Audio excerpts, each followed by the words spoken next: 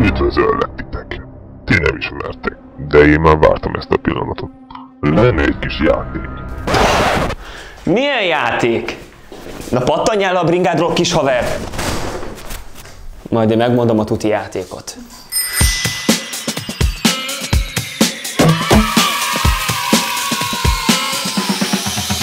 Na gyorsan mondom a lényeget. Most 10 éves az Elmeháza, arra gondoltunk, hogy csinálunk egy őrületes nyári nyereményjátékot. Játsz a csapatoddal bármely pályánkon június 20 és augusztus 20-a között, találd meg az elrejtett sorsjegyeket, minél többet találsz belőlük, annál esélyesebb vagy a nyeremények egyikére. Hogy miket lehet nyerni?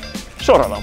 Vacsorával egybekötött wellness-t a Topolcai Kalimbra Hotelben, gokártozást az Avalonban, élményfürdőzés az Ellipszumban és a Barlangfürdőben, fenséges pizzát a Világbékében, és végül a város legjobb burgerét a Leves és Borsod Burgerben. Látjátok? Ennyire egyszerű. Csak gyere a csapatoddal június 20 és augusztus 20-a között, gyűjtsetek minél több sorsjegyet, és már is esélyesek vagytok a nyereményre. Ennyi az egész. Sok sikert! Én ott leszek. Remélem ti is.